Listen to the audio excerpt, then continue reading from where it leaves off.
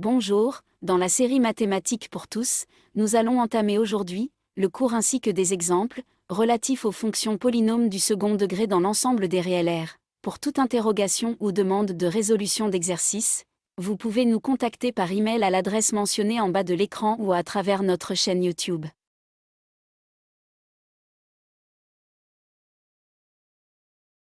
Soit une fonction f, où pour chaque valeur réelle de x, appartenant à son domaine de définition des f, on associe une valeur réelle y, de telle sorte que y égale f de x. Les fonctions polynômes du second degré dans R sont de la forme f de x égale ax carré plus bx plus c, avec a, b et c des nombres réels et a est différent de 0, sinon on aura un polynôme du premier degré, la courbe c, et la courbe représentative de la fonction f.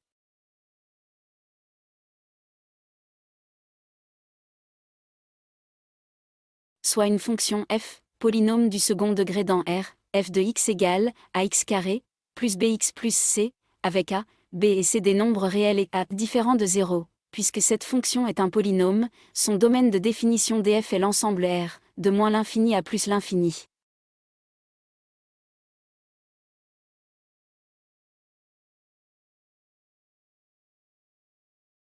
Soit une fonction f, polynôme du second degré dans R, f de x égale ax carré plus bx plus c, avec a, b et c des nombres réels et a est différent de 0, son domaine de définition df est l'ensemble R, moins l'infini, plus l'infini. Pour trouver la limite de f de x quand x tend vers moins l'infini, on factorise par le terme du plus haut degré, soit ax carré. Après factorisation, on voit bien que b sur ax et c sur ax carré tendent vers 0 quand x tend vers moins l'infini. Donc la limite de f de x quand x tend vers moins l'infini est égale à la limite de ax carré quand x tend vers moins l'infini. Usuellement, la limite d'un polynôme quand x tend vers l'infini est égale à la limite du terme du plus haut degré.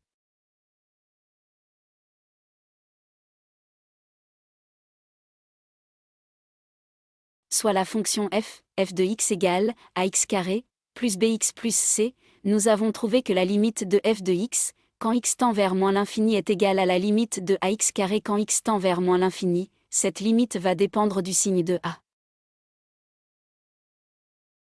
Si a est négatif et sachant que la limite de x carré est plus l'infini, la limite de f de x quand x tend vers moins l'infini sera égale à moins l'infini, et si a est positif et sachant que la limite de x carré est plus l'infini, la limite de f de x quand x tend vers moins l'infini sera égale à plus l'infini.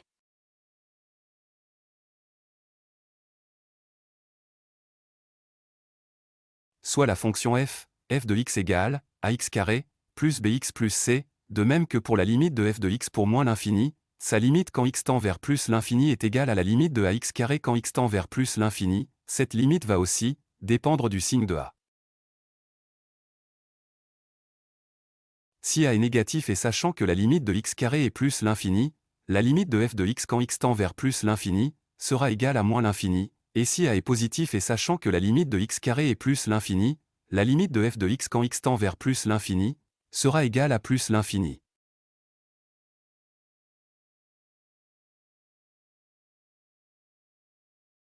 Soit la fonction f de x égale ax carré plus bx plus c, définie dans R, soit f' la dérivée de f, puisque f est un polynôme la dérivée est égale à la dérivée des termes 1 par 1, donc f' de x est égale à la dérivée de ax carré, plus la dérivée de bx, plus la dérivée de c. Sachant que la dérivée de x puissance n est égale à n fois x puissance n-1, donc f' de x est égale à 2ax puissance 2-1, plus bx puissance 1-1, plus 0 fois c. Après calcul, on trouve f' de x égale 2ax plus b.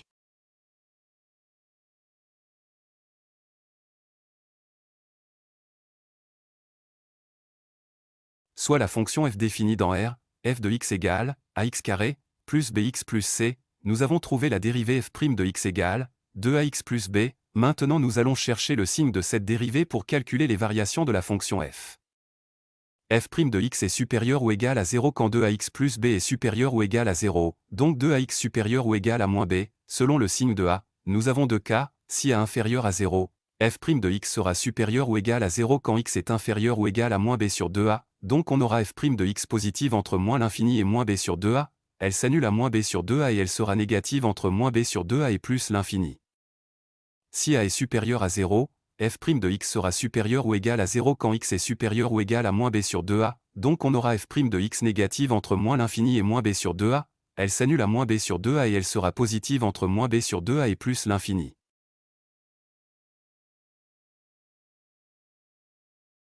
Soit la fonction f définie dans l'ensemble R, f de x égale ax carré, plus bx plus c, et sa dérivée f' de x égale 2ax plus b. Pour trouver les variations de la fonction f, on a deux cas. Quand a est inférieur à 0, la limite de f de x quand x tend vers moins l'infini est égale à moins l'infini. De même, la limite de f de x quand x tend vers plus l'infini est égale à moins l'infini.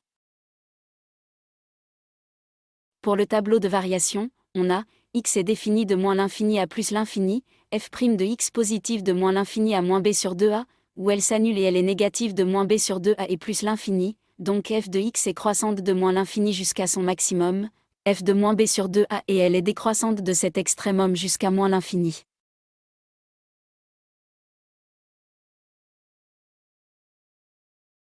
Quand a est supérieur à 0, la limite de f de x quand x tend vers moins l'infini est égale à plus l'infini. De même, la limite de f de x quand x tend vers plus l'infini est égale à plus l'infini. Pour le tableau de variation, on a x est défini de moins l'infini à plus l'infini, f' de x négative de moins l'infini à moins b sur 2a, où elle s'annule et elle est positive de moins b sur 2a et plus l'infini, donc f de x est décroissante de plus l'infini jusqu'à son minimum, f de moins b sur 2a et elle est croissante de cet extrémum jusqu'à plus l'infini.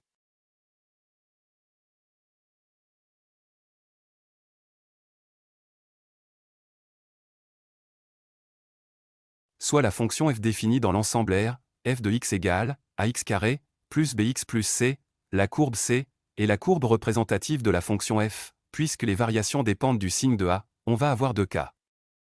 Si a est négative, on a vu que la fonction f de x est croissante de moins l'infini jusqu'à son maximum, puis elle est décroissante de cet extrémum jusqu'à moins l'infini. Pour tracer sa courbe c, dans le graphe suivant, on a besoin du sommet qui a pour abscisse moins b sur 2a, et pour ordonner f de moins b sur 2a, on peut également utiliser d'autres points, comme par exemple, le point d'intersection de la courbe c, avec l'axe des ordonnées, soit le point de coordonnées 0, f de 0.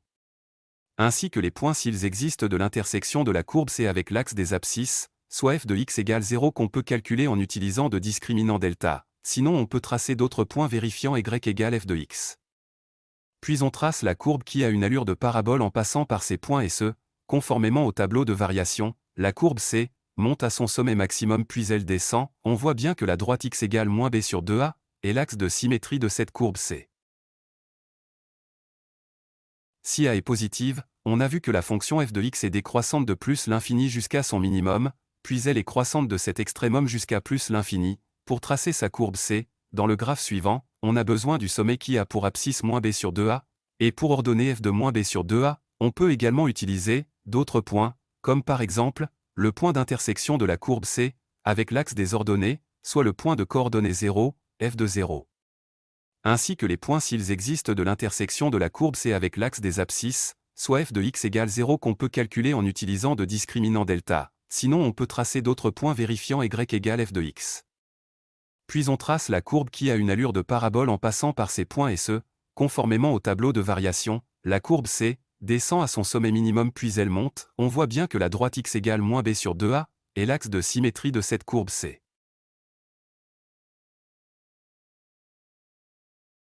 Soit une fonction f, polynôme du second degré dans R, f de x égale x carré, plus 3x plus 2, soit c'est la courbe représentative de la fonction f. Puisque cette fonction est un polynôme, son domaine de définition df est l'ensemble R, de moins l'infini à plus l'infini.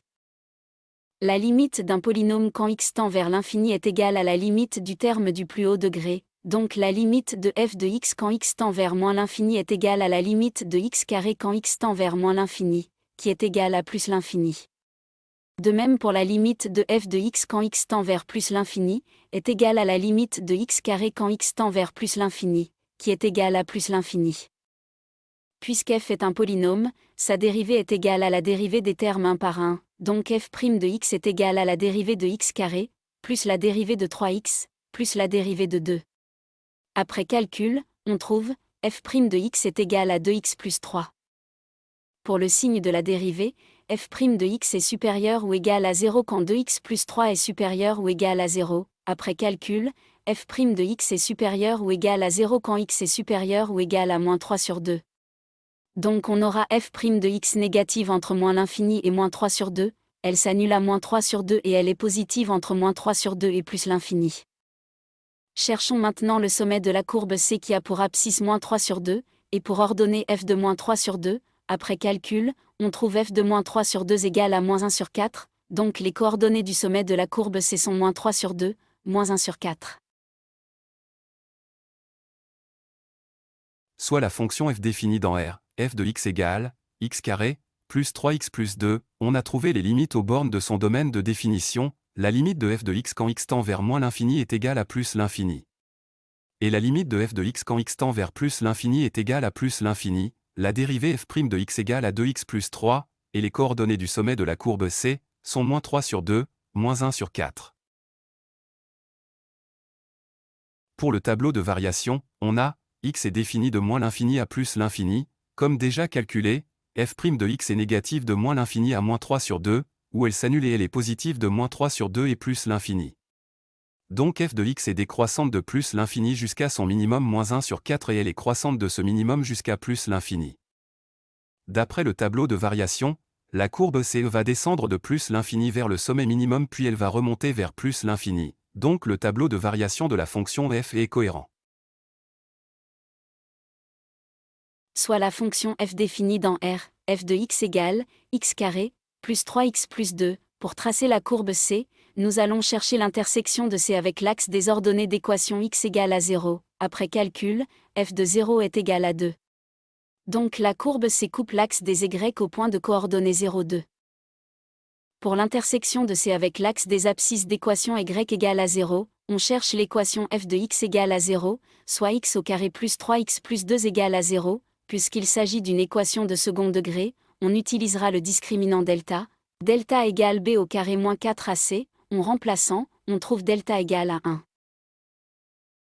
Delta est positif, donc l'équation admet deux solutions, la première égale à moins b moins racine de delta sur 2a, après calcul, x1 est égal à moins 2, x2 égale moins b plus racine de delta sur 2a, après calcul, x2 est égal à moins 1, donc la courbe C coupe l'axe des abscisses au point de coordonnées moins 2, 0 et moins 1, 0.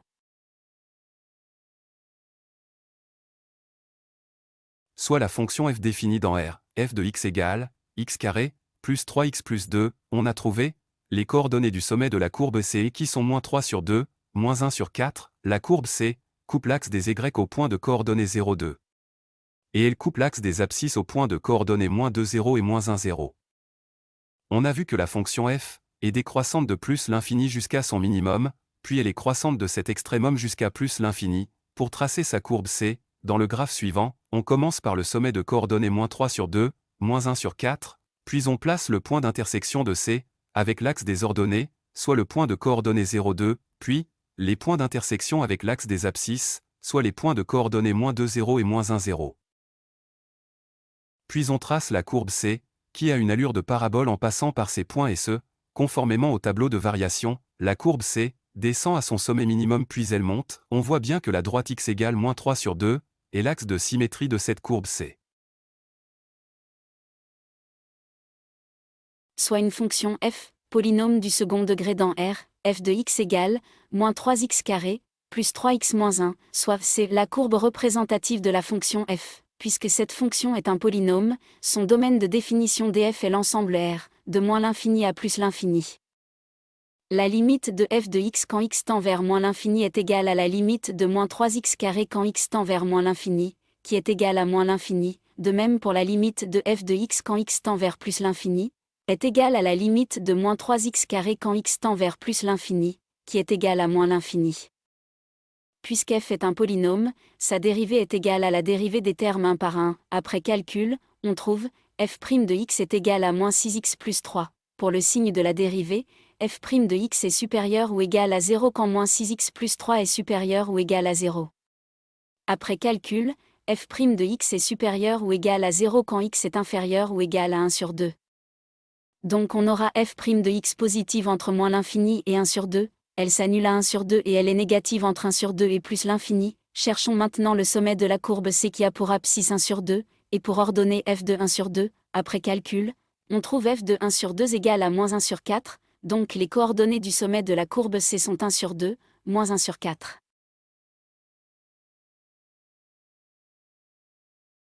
Soit la fonction f définie dans R, f de x égale, moins 3x carré, plus 3x moins 1, on a trouvé les limites aux bornes de son domaine de définition, la limite de f de x quand x tend vers moins l'infini est égale à moins l'infini.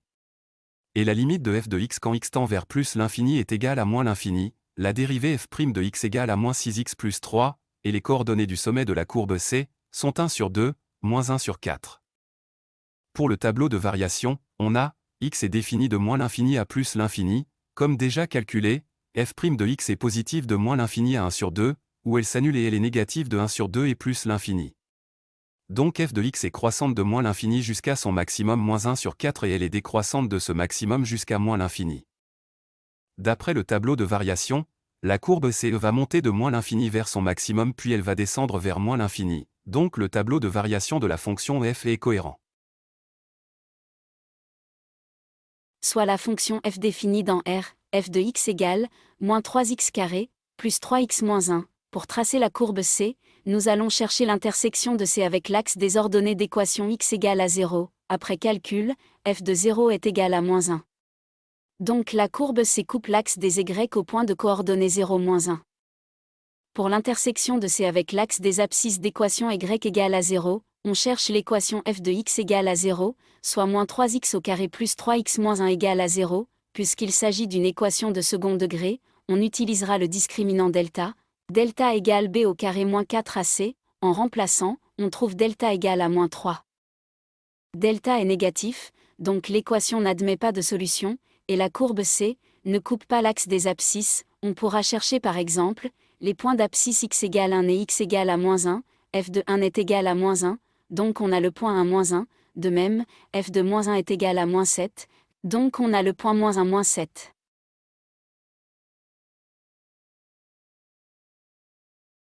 Soit la fonction f définie dans R, f de x égale, moins 3x carré, plus 3x moins 1, on a trouvé, les coordonnées du sommet de la courbe C qui sont 1 sur 2, moins 1 sur 4, la courbe C coupe l'axe des y au point de coordonnées 0, moins 1.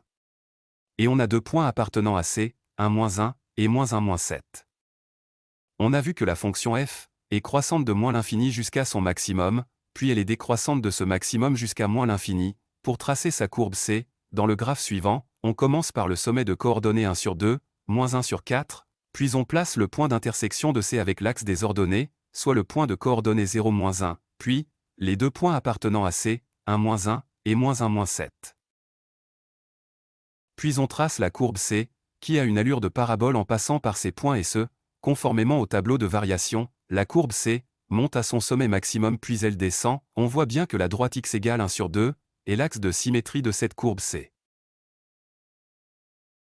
En résumé, les fonctions polynômes du second degré dans R sont de la forme f de x égale ax carré, plus bx plus c, avec a, b et c des nombres réels et a différents de 0, la courbe C est la courbe représentative de la fonction f.